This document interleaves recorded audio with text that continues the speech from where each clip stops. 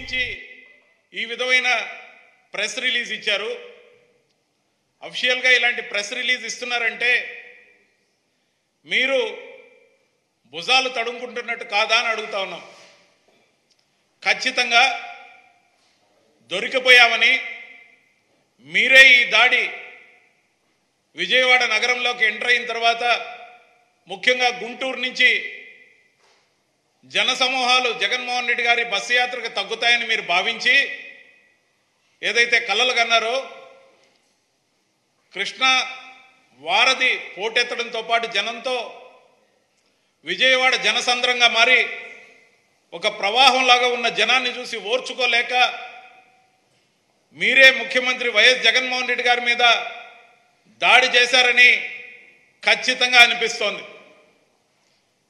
మేం కోరుతున్నాం, ఖచ్చితంగా మీరే చెప్తున్నట్టు బోండా ఉమా పేరు ఉందని మీకు కన్ఫర్మ్గా తెలుస్తుందంటే మీ పేరు దాకా వస్తుందని భయపడుతున్నారా అని అడుగుతున్నాం.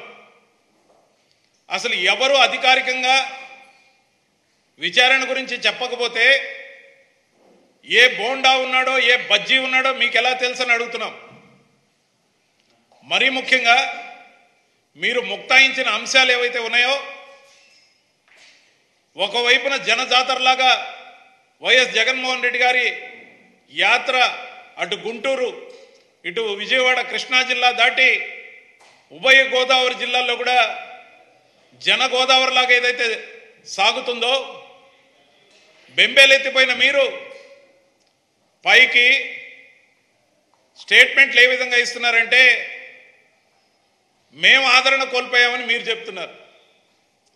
అడుగడుగున వెలవెలబోతున్న మీ సభలు కానీ, మీరు పవన్ కళ్యాణ్తో కలిసి మీ వదిన గారితో కలిసి చేస్తున్న యాత్రలు ఏ విధంగా ఫ్లాప్ అవుతున్నాయో మీకు తెలుసు కాబట్టి ఓర్వలేనితనం మీ అణువడంలో కనబడుతోంది.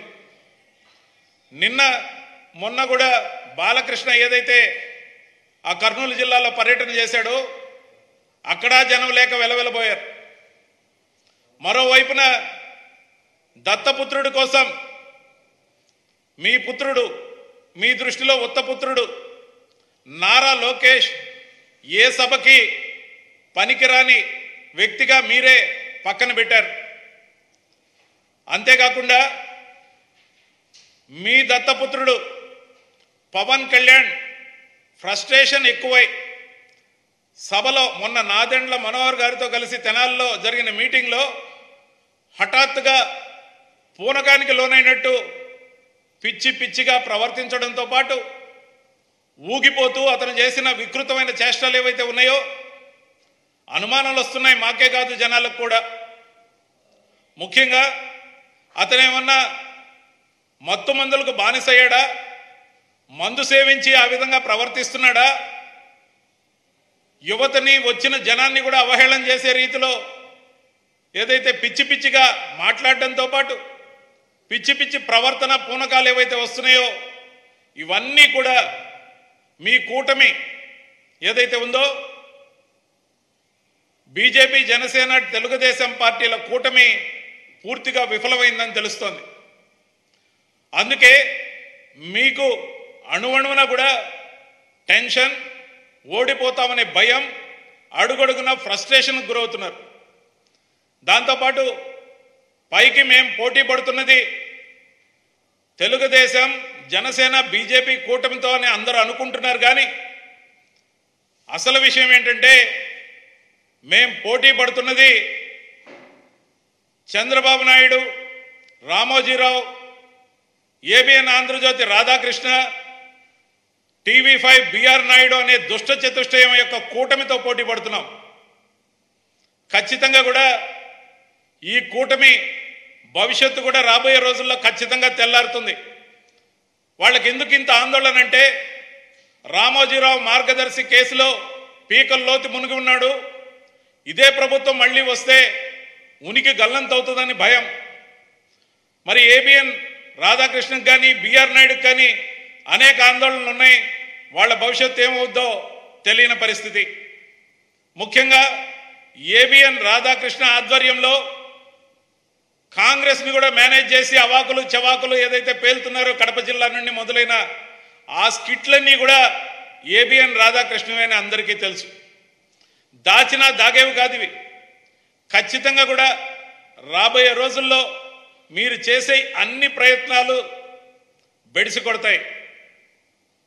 ఎందుకంటే ప్రజాదరణ కోల్పోయిన మీరు కేవలం వ్యతిరేక కథనాలు ఈనాడు ఆంధ్రజ్యోతిలో రాయించి ఆ బయాసుడ్ 4-5 ఛానళ్లలో వార్తలు గుప్పించి తద్వారా నెగటివ్ న్యూస్ ద్వారా మీరు అధికారాన్ని సాధించాలనుకునే ఎత్తుగడ మీది. కానీ వైఎస్ జగన్మోహన్ రెడ్డి గారు ముఖ్యమంత్రిగా అమలు చేసిన 129 హామీల్లో 99% కంప్లీట్గా అమలు చేసి ఒక హామీని పాక్షికంగా అమలు చేసి 2,70,000 కోట్ల రూపాయలు ప్రజలకు దళారీలు లేకుండా చేర్చి జన్మభూమి కమిటీల అరాచకాలు లేకుండా చేసి ఏదైతే ప్రజలకు నేను చేసిన మేలు చేరి ఉంటేనే నాకు ఓటేయమని అడుగుతున్న ఒక real hero in politics of AP and in entire India. అటు గ్రామ సచివాలయాలు కానీ గ్రామ స్వరాజ్యం దిశగా నడిపిస్తున్న విధానం కానీ రైతు భరోసా కేంద్రాలు కానీ మరీ ముఖ్యంగా వాలంటీర్ల వ్యవస్థ ద్వారా కానీ ప్రతి గడపకి సేవలు అందించిన ప్రభుత్వం వైఎస్ఆర్సీపీ ప్రభుత్వం. ఇన్ కంపారిజన్ టు దట్ మీరు చేసిన పథకాలు ఏం లేక మీరు చెప్పుకునేందుకు దిక్కు లేక 14 సంవత్సరాలు తమరి పరిపాలనలో ఏం చేశారో ప్రజలకు చెప్పుకోవడానికి ఏమీ లేక చేతులు ఎత్తేసిన మీరు కేవలం నెగటివిటీతో ఈ ప్రభుత్వాన్ని దుమ్మెత్తిపోసి ఓట్లు అడగడానికి వస్తున్నారు. సిగ్గుగా అనిపించదా అని అడుగుతా ఉన్నాం.